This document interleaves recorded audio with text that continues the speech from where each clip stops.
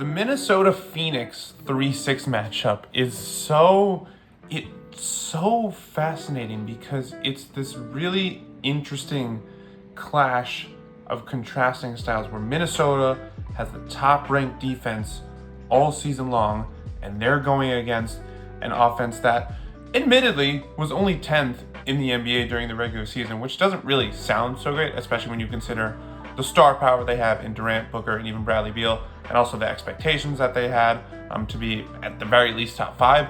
But this team has obviously been trending in the right direction. They've been dealing with a lot of injuries. You understand that even though they're just 10th, that they have the potential to be so much more.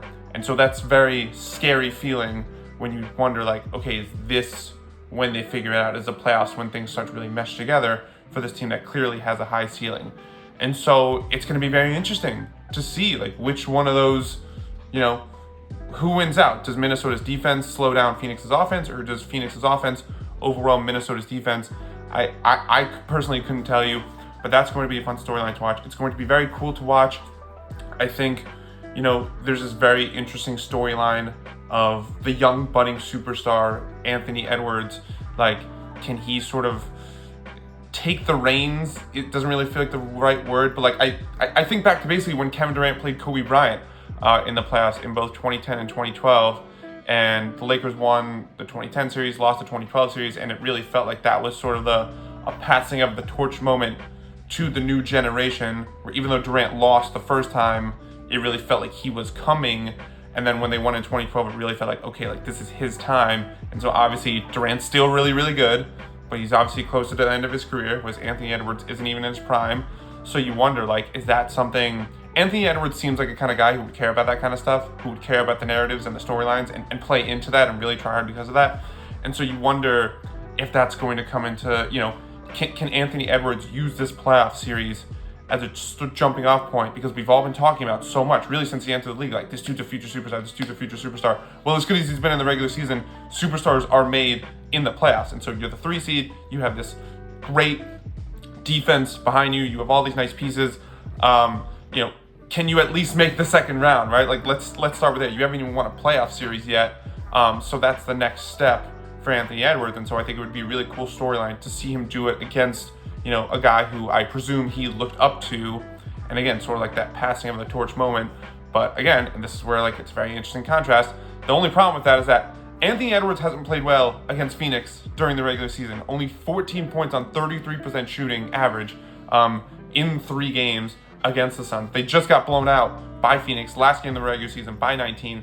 So, like, again, that's one of those questions. Which Anthony Edwards are we getting? Does Phoenix have the recipe to slow Anthony Edwards down? Because they admittedly have an underrated half-court defense. So again, that's another, thing you throw into the mix where it's not just offense versus defense. It's Phoenix actually has, a bit of defense, and you can argue Minnesota might have some offense. But are they going to have some offense? Because again, how does Anthony Edwards going to play? Karl-Anthony Towns just got back, played 2 games, didn't look good in either of them. Only 21 total points against Atlanta and against Phoenix. So, like, what version of Karl-Anthony Towns are you getting? That's also going to be a big interesting point, because Minnesota's defense is what it is, and it's still going to be elite.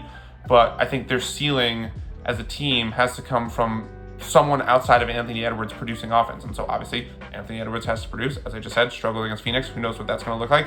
But Karl-Anthony Towns also needs to play like the all-star that he was. And so like, he hasn't done so well in his 2 playoff appearances. So we'll see if maybe his, credit to him, because he's done a great job at accepting his role as the co-star to Anthony Edwards this season. So maybe that'll help him in these playoffs. But he's coming back from injury and hasn't looked good, and so, like, there's obviously not going to be so much ramp up period. And I think also it's not a great matchup going up against Phoenix, who I think is really going to spread them out and really make them run around all around the court. So, like, that's not going to be good. So again, like, what does Towns look like? And then there's the next factor on the Phoenix side, which is that Bradley Beal has actually looked really good in recent games. Where is his averages at? 27, 6, and 4 on 61% shooting in his last 5 games. He torched Minnesota for 36, 6, and 5 in that 19-point win yesterday.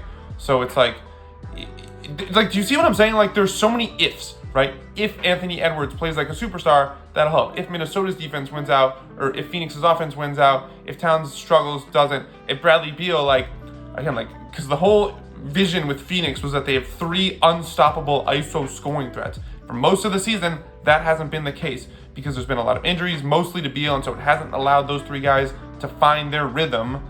But if Beal is going to start playing like the all-star we know he's capable of playing, well, now you have 3 of those guys, and it might not matter how great your defense is if you have 3 elite bucket getters. So this is what I'm saying, when it's just there's so many different factors within this series, and to see which one of them is going to win out and what that, results in the bottom line of who wins the series is so fascinating, and that's why I'm so excited for this series, and I can't wait for it to start, and you should be too, for all the reasons I just said.